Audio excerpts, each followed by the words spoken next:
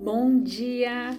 Estou aqui então para o nosso devocional e hoje eu quero ler com você 2 Reis, capítulo 18, do versículo 3 ao 7. Então a palavra diz assim: Ezequias agiu de modo aprovado diante de Deus, tal como havia procedido Davi, seu predecessor. Foi ele que retirou os altares idólatras das colinas, pôs abaixo as colunas sagradas e destruiu os postes de adoração pagã. Despedaçou a serpente de bronze que Moisés havia construído, pois até aquele tempo os israelitas lhe prestavam veneração queimando incenso. Era conhecida como Neustã.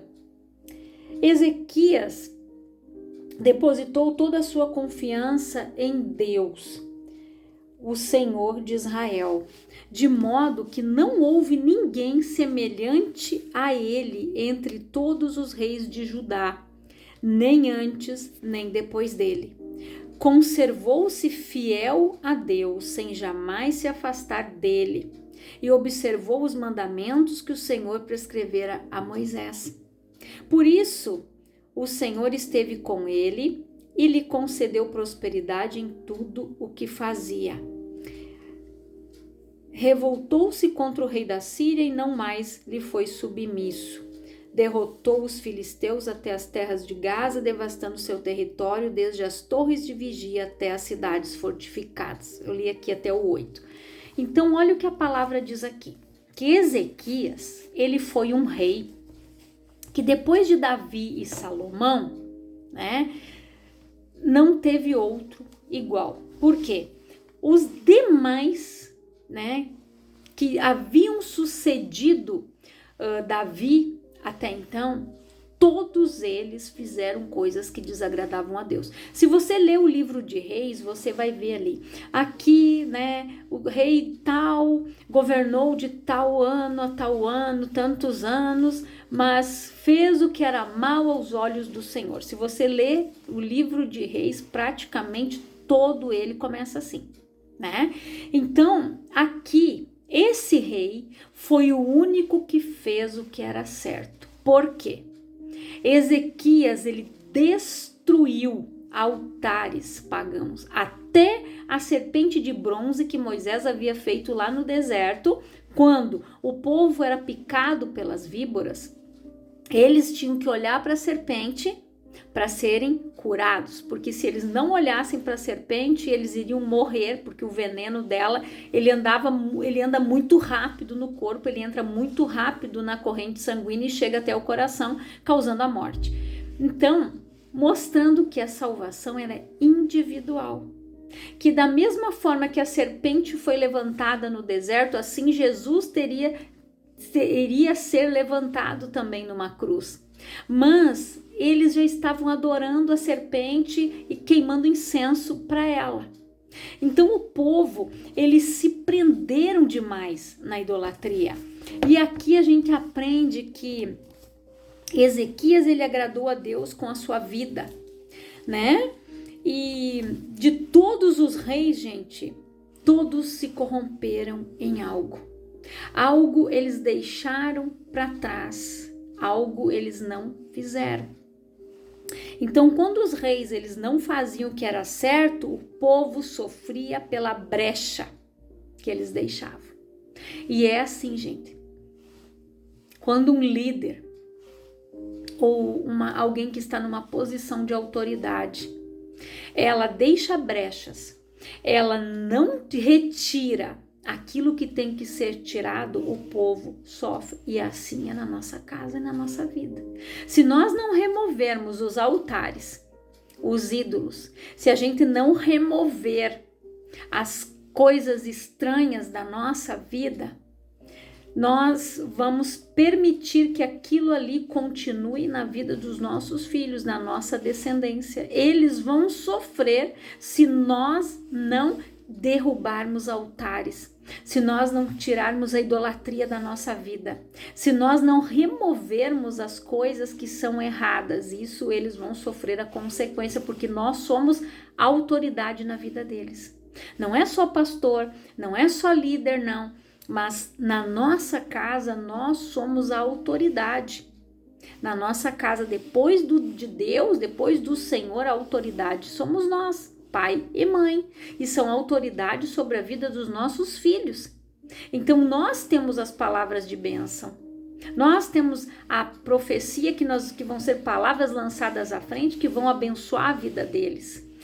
E nós, gente, nós precisamos destruir os altares, tirar as maldições, anular as maldições da nossa vida, da nossa família.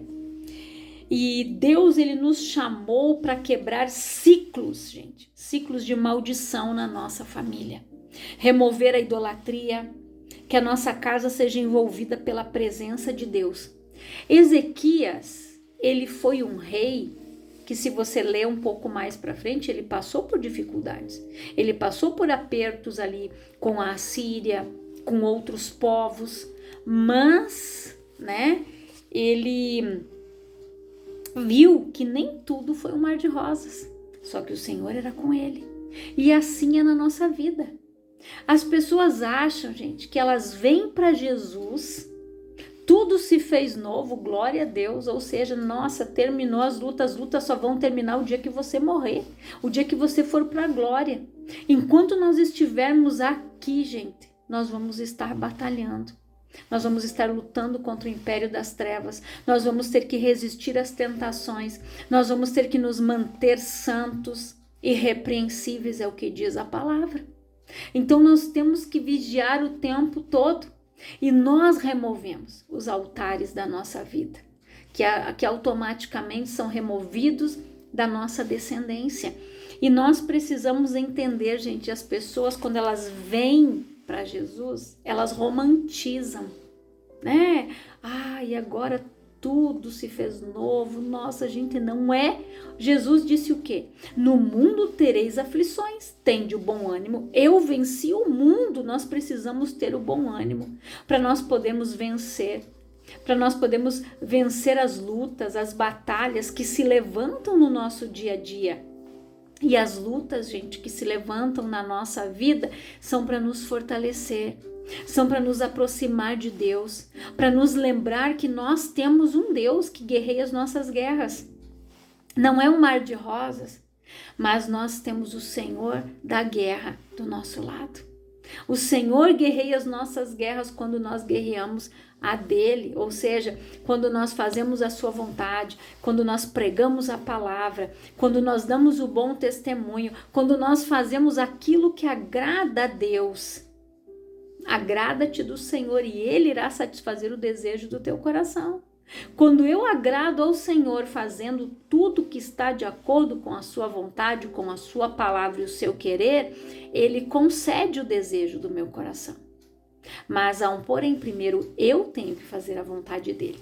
E eu preciso, gente, entender que Ele guerreia as minhas guerras, que as lutas que vêm na minha vida e que vêm na sua vida são para nos fortalecer. E aqui eu quero ler com você também em 2 Reis 20. Aqui eu quero ler com você do versículo 1 em diante. Então aqui diz assim, em 2 Reis capítulo 20, versículo 1. Naquela época, Ezequias adoeceu e esteve à beira da morte. O profeta Isaías, filho de Amós, foi visitá-lo e lhe declarou: põe ordem em tua casa, porque não te recuperarás, mas vais encontrar a morte.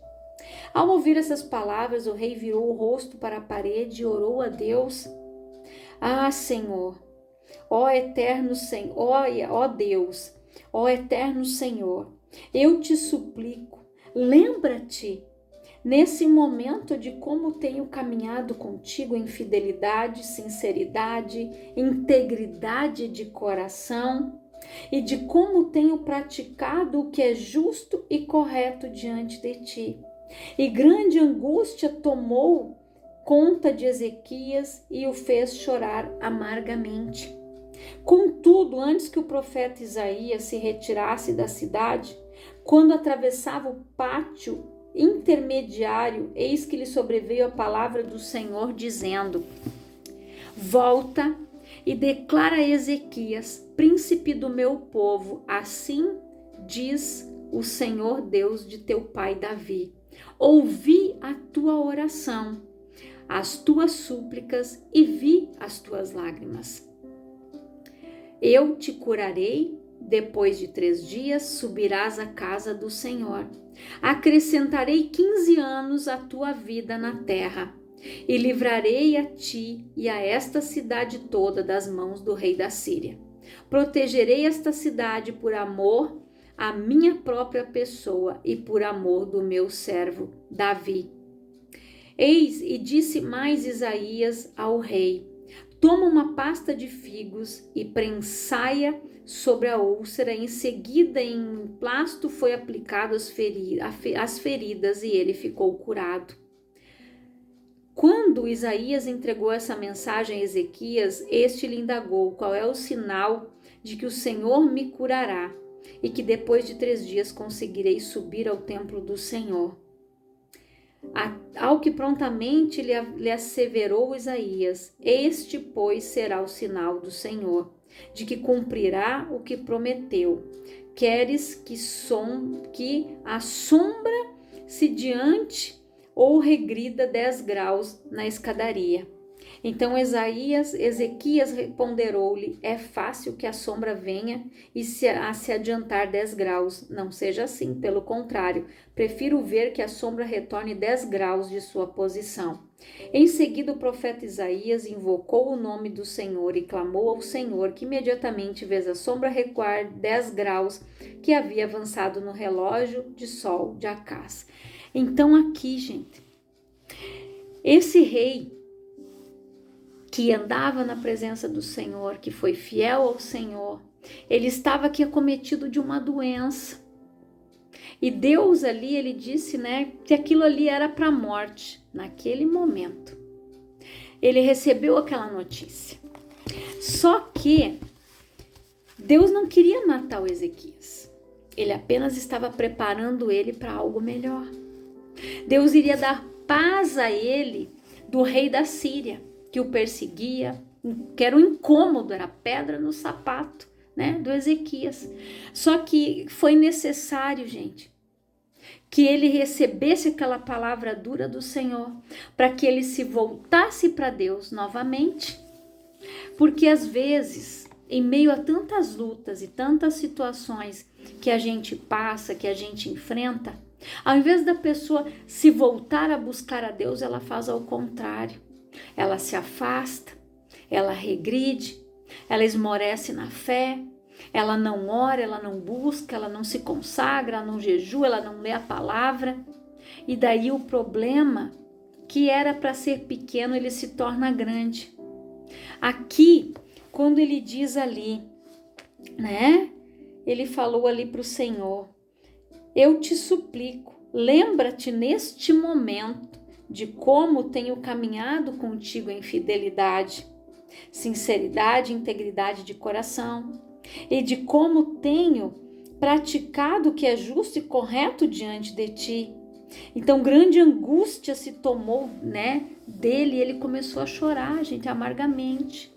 Porque de repente, em algum momento ali da vida dele, em alguma situação que ele estava passando, ele relaxou.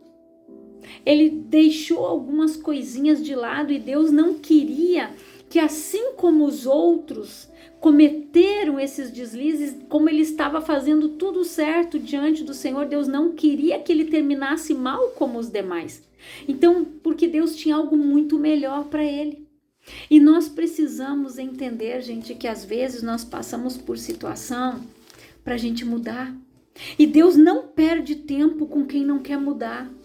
Se ele tivesse recebido aquela palavra e ele tivesse dito: tá bom, Isaías, vou ajeitar minha casa então, porque eu sei que eu vou morrer. Ele ia morrer. Mas quando ele se voltou, orou e disse: Senhor, lembra-te que eu ando na tua presença, que eu ando corretamente, que eu faço isso, Deus se agradou. Porque Deus viu que ele estava querendo uma nova oportunidade, ele queria mudar. Quando ele se virou para o lado e ele chorou amargamente, porque não é fácil. Já pensou, o profeta chegou diante dele e disse assim: ó, põe a tua casa em ordem porque tu vai morrer? Já pensou se você recebesse uma palavra dessa? Ó, arruma tudo aí, organiza a tua casa, se despede de todo mundo porque você vai morrer. O que você faria? Você iria aceitar, tá bom? Ou você ia orar e ia dizer: Senhor, lembra-te de mim.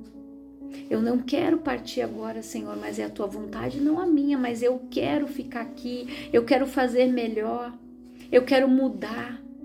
E Deus, ele dá a oportunidade, gente, para a pessoa mudar, mas ele não perde tempo com quem não quer mudança. Deus não perde tempo com quem não quer transformação. Ele dá a palavra. Às vezes a pessoa passa por um aperto, ela passa por uma situação difícil, mas ali Deus prova o coração dela, Deus prova o meu coração, prova o seu, para ver como nós vamos reagir diante de uma dificuldade, reagir diante de uma provação. Colocar a tua casa em ordem, gente, significa organizar. Se a nossa casa, ela não está em ordem, gente, a nossa casa física mesmo, a casa que nós moramos, se ela não está organizada, é porque no espiritual, gente, ela não está em ordem também. Eu nunca esqueço, gente, que onde eu trabalhava, o pessoal juntava muita coisa, era muita gente trabalhando, né? E quando teve auditoria, eu recém tinha entrado na empresa, então eu não sabia o que podia ser posto no lixo, o que não. Então eu disse pro que era nosso líder, eu disse: ó, faça o seguinte, você tira tudo aí, você olha as gavetas, olha todas as portinhas, revisa tudo e vê o que vai pro lixo, o que presta, o que não é. Gente, nós tiramos tanta coisa. Depois eu disse para ele: agora você vai arrumando aqui, vai fazendo os cadastros, as entradas para mim que eu vou limpando. Aí eu comecei a limpar as gavetas, comecei a organizar, comecei a arrumar, comecei a limpar. Nós tínhamos, né, toda a mesa, tudo era de mármore, comecei a limpar aquilo tudo, gente, Bom, eu só via pano quando as meninas da limpeza iam lá para limpar, mas os colegas não limpavam. E aí eu disse para ele: não consigo ficar no meio da sujeira, no meio da bagunça. Ele disse: nem eu. Aí esse meu colega disse algo assim, ele disse: Eliane, uma vez uma psicóloga disse algo, que se o teu ambiente de trabalho, ele mostra como é a tua vida.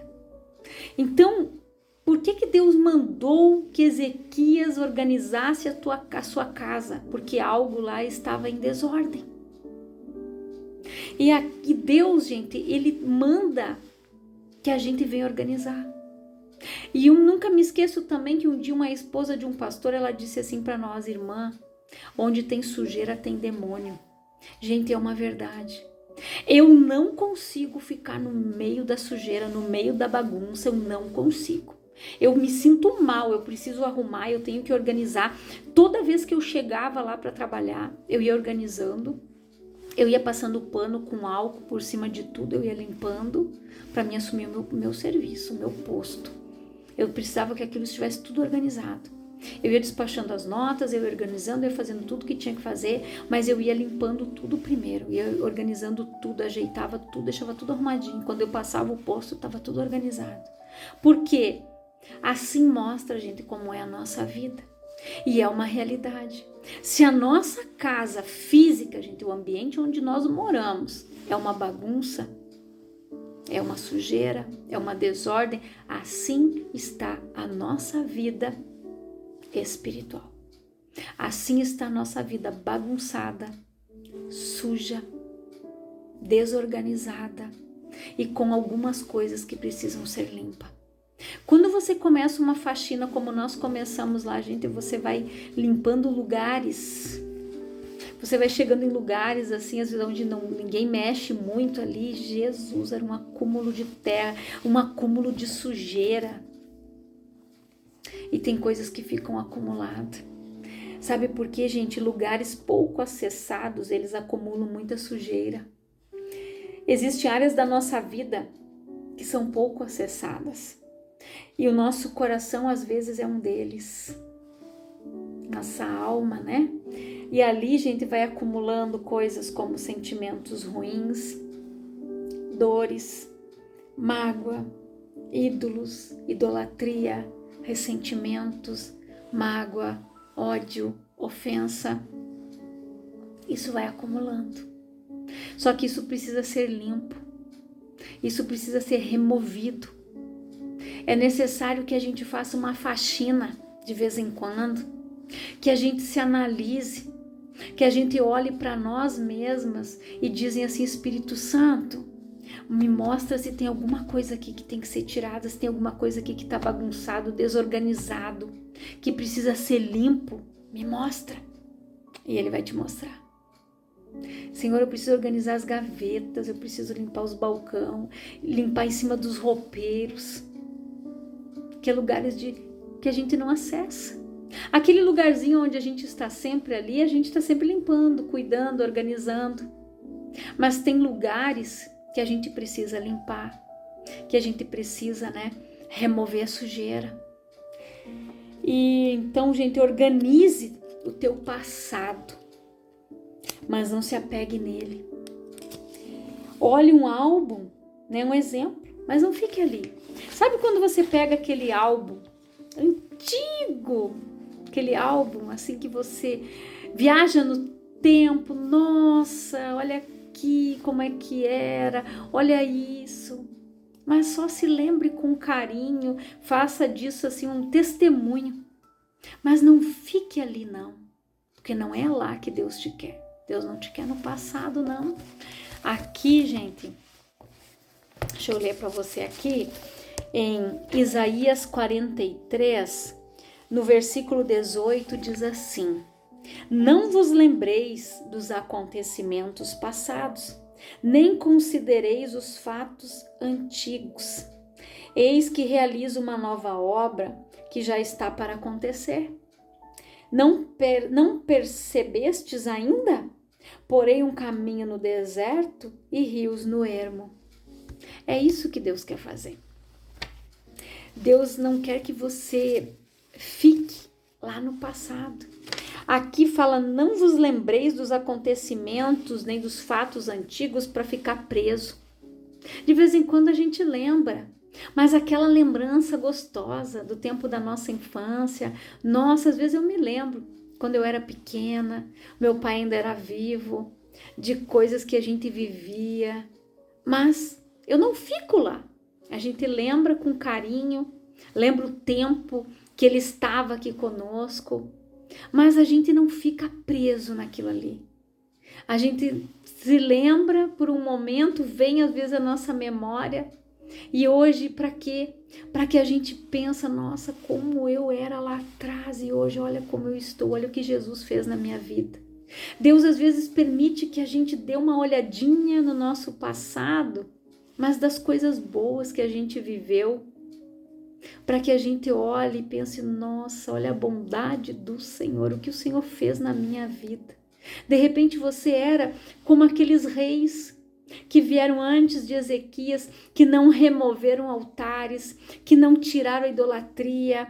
Você estava ali queimando incenso, você estava ali fazendo um monte de coisa errada, igual eles estavam fazendo, queimando incenso para aquela serpente de bronze. Você estava ali queimando incenso para alguma imagem, para alguma estatueta dentro da tua casa.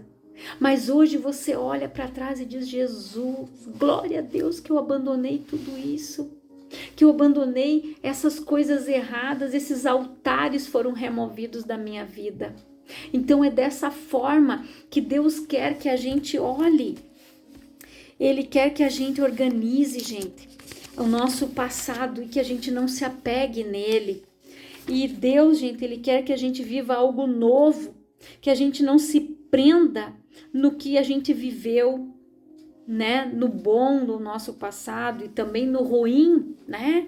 Ele só disse pra gente, Deus quer que você olhe para aquilo que Ele está fazendo e para aquilo que Ele quer fazer. Ele quer fazer algo novo. Quando Deus disse aqui, não vos lembreis, né, dos acontecimentos passados, nem considereis os fatos antigos. Eis que realizo uma nova obra que já está para acontecer. Não percebestes ainda? Porei um caminho no deserto e rios no ermo. Tem pessoas que não conseguem perceber porque elas estão no passado. Algumas relembrando e vivendo coisas boas, mas algumas, infelizmente, sempre relembrando e vivendo coisas ruins. Traumas, né? Sofrimentos. Nossa, como a vida era sofrida. Meu Deus, naquele nosso tempo era assim. Às vezes a gente lembra, a gente conversa, né? A gente diz, nossa, na nossa época não tinha máquina de lavar louça, máquina de lavar roupa, não tinha panificadora, né? Não, a gente não tinha TV de LED, a gente não tinha a modernidade que nós temos hoje, a internet, de nos comunicarmos aqui, né, por redes sociais, de famílias estarem distantes e poderem conversar por uma chamada de vídeo, de pegar um aplicativo, né, e todos participarem juntos ali, fazer uma chamada, né, no Meet, no Zoom. Hoje nós temos isso, mas nós precisamos olhar para estas coisas, gente, boas, que hoje a gente pode até mesmo, né, fazer reuniões entre mulheres, entre homens, né? Quando na época da pandemia, a internet serviu para isso. As igrejas, os pastores fizeram lives, faziam reuniões, né? Nesses aplicativos para unir a igreja, para dar uma palavra para as pessoas que estavam aflitas, presas dentro de casa. Mas nós precisamos, gente, olhar para aquilo que o Senhor está fazendo e para aquilo que Ele vai fazer. Então eu não posso ficar presa nisso, né?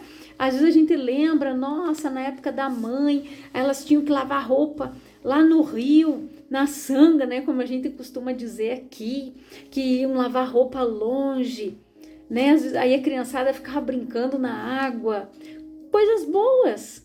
Mas era sofrido. Hoje nós temos máquina de lavar roupa, hoje nós temos tantas modernidades, então a gente lembra, né, dessas coisas, mas, né, às vezes eu ia junto com a mãe, quando a mãe ia lavar roupa, eu ia junto. Eu lembro, mas, né, o tempo quando a mãe conseguiu comprar uma máquina de lavar roupa, né? E assim a gente lembra daquilo que Deus foi colocando nas nossas vidas. A gente foi vendo a bondade de Deus quando a minha mãe se converteu, quando ela encontrou Jesus, que aí esses altares foram removidos, foram sendo tirados da nossa vida. Altares de idolatria, de mentira, de engano, de palavras destrutivas, de palavras que amaldiçoavam, né? Quando ela entendeu que ela dizia sua peste, sua praga, mas isso, que ela diz, nossa, eu amaldiçoava os meus filhos, eu pedi perdão para Deus. É isso, gente, lembrar e trazer para a presença de Deus, pedir perdão e dizer, hoje, Senhor, eu não amaldiçoo, eu abençoo. É isso que Deus quer que nós façamos. A gente não pode viver lá no passado. Quando a gente vem para Jesus, tem coisas na nossa vida que precisam ser organizadas, limpas, restauradas, transformadas, modificadas. Deus quer limpar aquela gavetinha que está lá guardada, aonde nós precisamos organizar, gente, a nossa casa física, a nossa casa espiritual. Quando nós estamos alinhados por completo com o Senhor, nós temos a nossa alma, o nosso espírito, o nosso corpo vivendo em harmonia. Porque nós precisamos, gente, também cuidar do templo. Tem gente que às vezes se preocupa tanto só limpar a casa, mas se descuida com ela. Com a sua aparência, cortar um cabelo, pintar um cabelo, fazer uma unha. Tem coisas que às vezes as pessoas vão negligenciando, mas nós precisamos cuidar de nós também. Cuidar do nosso templo. Cuidar da nossa imagem, nos sentirmos bem, a nossa autoestima, olhar para nós. Amar o nosso próximo como a nós mesmos. Se eu não estiver bem, como é que eu vou querer o mesmo bem para o outro? Então é necessário, gente, tirar o que não agrada a Deus, fechar as brechas e quebrar os ciclos, né? Que aquilo muitas vezes estava trazendo morte na sua vida, vai ser transformado em vida. Enquanto você não quebrar ciclos que estão trazendo morte na tua vida espiritual, na tua vida financeira, no teu casamento, na criação dos teus filhos, você precisa quebrar ciclos, remover altares, que às vezes as pessoas não mudam. Não, mas eu cresci assim, eu aprendi assim e vai ser desse jeito. Não é assim.